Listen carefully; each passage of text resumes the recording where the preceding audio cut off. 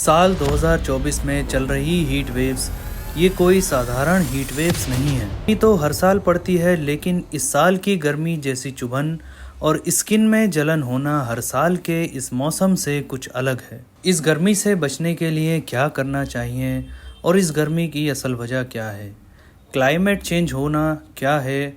हर country और state में alert जारी कर दिए गए हैं क्योंकि हीट वेव्स कई तरह के नुकसान पहुंचा सकती है, जैसे कि घरों में आग लगने से लेकर इंसानों को हीट से स्ट्रोक्स आना भी अब मुमकिन हो चुका है। वीडियो में बात करेंगे कैसे अचानक से हर साल हो रही क्लाइमेट चेंज एक निशानी है इंसानी जिंदगी के अंत की। वीडियो में बने रहिए, आपके लिए लाया हूँ बहुत सी अहम जानकारी इस वीडियो में। मेरा नाम है सुहेल और आप देख रहे हैं किंगडम ऑफ हिस्ट्री चैनल। साल 2022 को हॉटेस्ट समर का नाम दिया गया, जिसमें गर्मी ने 122 साल पुराना रिकॉर्ड तोड़ा। उसके बाद आता है साल 2023, जिसमें गर्मी ने लगभग पिछला 2000 साल पुराना रिकॉर्ड तोड़ा। उसके बाद आया साल 2024, जिसमें वियतनाम, सिंगापुर, मलेशिया और इंडोनेशिया में जनवरी, फरवरी, मार्च, अप्रैल को हॉटेस्ट मंथ की तरह नोटिस किया गया। अब बात करें इंडिया की, तो यहाँ झारखंड, उत्तराखंड और मध्य प्रदेश के फॉरेस्ट्स में बुश फायर्स भी देखने को मिली हैं और सदर्न अफ्रीकन कंट्रीज़ में तो ड्राउट तक की संभावना बढ़ चुकी है, जिसमें साउथ अफ्रीका ने दुनिया भर से 5 से 6 मिलियन डॉलर्स की भी हेल्प की रिक्वेस्ट की है। इस हीट वेव्स के चलते तापमान इतना बढ़ चुका है कि इंडिया के दिल्ली जैसे शहरों में जगह जगह आग लगने की भी घटनाएं देखने को मिली हैं, जैसे कि घरों के एसी और रेफ्रिजरेटर में ब्लास्ट होना। ये तस्वीरें इसी साल की गर्मी की हैं और ये तो अभी शुरुआत है।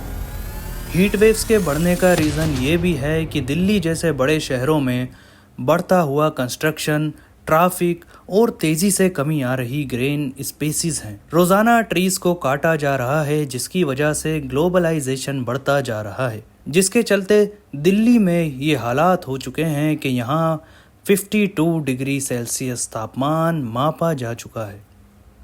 इसकी एक वजह बढ़ता ग्लोबलाइजेशन भी बताया जा रहा है, क्योंकि दोस्तों अर्थ के ऊपर एक लेयर होती है जिसे ओजोन लेयर बोला जाता है, और ये ओजोन लेयर सन के प्लाज्मा से निकलने वाली अल्ट्रा वायलेट रेज से हमें प्रोटेक्ट करती है, जिसमें सन से 3 तरह की अल्ट्रा वायलेट रेज अर्थ की तरफ आती हैं, जिसे हमने 3 कैटेगरीज में बांटा है। फर्स्ट कैटेगरी होती है -A कैटेगरी, जो कि ज़्यादा हार्मफुल रेज नहीं होती, जिससे बचने के लिए मार्केट से सनस्क्रीन को परचेज़ किया जा सकता है। उसी तरह सेकंड कैटेगरी में आती हैं -B रेज, जो कि सन स्क्रीन से ही प्रोटेक्ट की जा सकती हैं, लेकिन सबसे ज़्यादा ख़तरनाक होती हैं थर्ड नंबर की रेज, जिसे -C कैटेगरी में रखा गया है। और इस -C कैटेगरी की अल्ट्रा वायलेट रेज से हमें प्रोटेक्ट करती है अर्थ के सरफेस पर बनी ओजोन लेयर, और ग्लोबलाइजेशन की वजह से ओजोन लेयर में एक होल हो गया है, जिसकी वजह से खतरनाक अल्ट्रा वायलेट रेज अर्थ पर पहुंचने लगी हैं। इस बात का पता लगाया था साल 1982 में एक साइंटिस्ट ने, जिनका नाम था जोसेफ फारमैन। ये अंटार्कटिका में बने एक रिसर्च सेंटर में ओजोन पर अपनी रिसर्च कर रहे थे। तब इन्होंने देखा कि ओजोन का एक हिस्सा जो कि अंटार्कटिका के ऊपर मौजूद है, उसमें 40% तक एक पतलापन नज़र आ रहा है। उन्हें लगा कि जैसे उनकी मशीन में ही कोई ख़राबी है, जिसकी वजह से वो अपनी रिसर्च को वहीं रोककर वापस चले जाते हैं, क्योंकि उन्हें लगा कि अगर ऐसा होता तो सबसे पहले नासा को ये अलर्ट मिल जाता, क्योंकि नासा के बहुत से सैटेलाइट्स स्पेस में यही सब पता लगाने के लिए चक्कर लगाते रहते हैं। वो साल 1983 में वापस आते हैं एक और मशीन लेकर, और जब वो ओजोन का मेज़रमेंट लेते हैं तो इस बार उन्हें और ज़्यादा शॉकिंग रिज़ल्ट मिलता है, जो कि साल 1982 वाले रिज़ल्ट से ज़्यादा डरा देने वाला होता है। अब ओजोन लेयर में एक होल नज़र आने लगता है, जिसे देखकर एक बार फिर जोसेफ फारमैन वापस चले जाते हैं और फिर आता है साल 1984 का, जिसमें जोसेफ अब की बार अपनी रिसर्च की लोकेशन ही चेंज कर देते हैं और देखते हैं इस बार ये होल और ज़्यादा बड़ा नज़र आ रहा है। फिर जाकर वो अपनी रिपोर्ट्स को नासा के साथ शेयर करते हैं। तब पता चलता है ओजोन अब डेंजरस लेवल पर आ चुकी है, जिसके साइड इफ़ेक्ट्स हमें स्किन और आइज़ कैंसर जैसी बड़ी बीमारियां दे सकते हैं। और ये सब होता है ग्लोबलाइजेशन से। और पता चलता है कि अंटार्कटिका की बर्फ़ भी तेज़ी के साथ पिघलना स्टार्ट हो चुकी है। ये तो थी ओजोन में होल होने की बात। अब बात करते हैं हीट वेव्स की। अब इसकी एक असल वजह और है दोस्तों। अगर साइंटिस्ट के नज़रिए से देखा जाए तो ये एक प्रोसेस है जिसे एल नीनो कहा जाता है, जिसमें सदर्न अमेरिका की तरफ से वाटर फ्लो होता है, जिसमें ओशियन के अंदर से नया और ठंडा पानी ऊपर की तरफ बहने लगता है, जिसे अपवेलिंग कहा जाता है। और जो एग्जिस्टिंग वाटर होता है वो ऑस्ट्रेलिया की तरफ बहकर चला जाता है, क्योंकि साउथ अमेरिका के ऊपर की तरफ से ट्रेड विंड्स चलती हैं, जो कि बहुत स्ट्रॉन्ग विंड्स होती हैं, जो साउथ अमेरिका की तरफ से पानी को बहा के ऑस्ट्रेलिया की तरफ ले जाती हैं।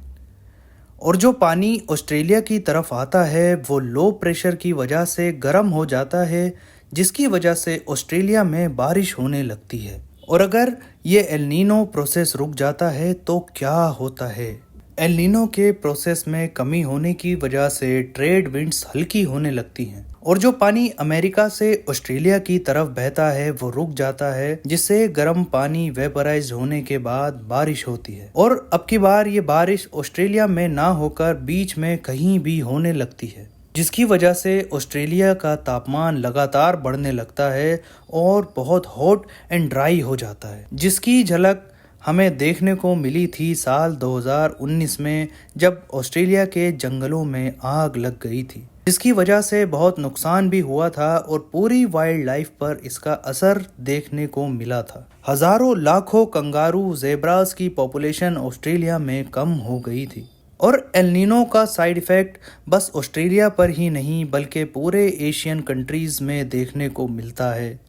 यहाँ तक के साउथ अफ्रीका जैसे देश में सूखा और भूखमरी जैसी हालत बन जाती है। एल नीनो का प्रोसेस कुछ फिक्स नहीं होता, क्योंकि ये हर 2 साल के बाद, कभी 5 साल के बाद तो कभी 7 साल के बाद देखने को मिलता है और ये चलता है पूरे 6 से 12 महीनों तक। और एल नीनो साल 2019 के बाद देखने को मिलता है लास्ट ईयर जून 2023 में, जो कि ये अभी तक चल रहा है, जिसकी वजह से हीट वेव्स बढ़ चुकी हैं और तापमान में 52 डिग्री सेल्सियस की बढ़त देखने को मिली है। इसी तरह एल नीनो का उल्टा इफेक्ट देखने को मिलता है सदर्न अमेरिकन कंट्रीज में, जहां लगातार बारिशें होती हैं। ये न्यूज़ ब्राज़ील से आई, जब एल नीनो की वजह से यहाँ इतनी बारिश हुई कि 1.5 लाख लोग बेघर हो गए और लगभग 90 से ज़्यादा लोग इस फ्लड में मारे गए। इस प्रोसेस में एक और प्रोसेस ला नीना का होता है, जिसमें ट्रेड विंड्स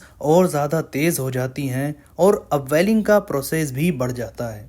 ज़्यादा अपवेलिंग होने से ओशियन के नीचे का पानी भारी मात्रा में ऊपर आता है, जिसमें ज़्यादा मिनरल्स और न्यूट्रिएंट्स होते हैं और मरीन लाइफ यानी कि समुद्री जीवों की ज़िंदगी फलने फूलने लगती है। और इसमें ओशियन के ऊपरी सतह का पानी और ज़्यादा तेज़ी के साथ ऑस्ट्रेलिया की तरफ बहने लगता है और ऑस्ट्रेलिया में बारिश की स्थिति बहुत ज़्यादा बढ़ जाती है। ठीक एल नीनो के प्रोसेस के बाद ला नीना का प्रोसेस भी ऑस्ट्रेलिया में साल 2021 में देखने को मिला, जिसमें ऑस्ट्रेलिया में इतनी बारिश होती है कि यहाँ भी फ्लड आ जाती है।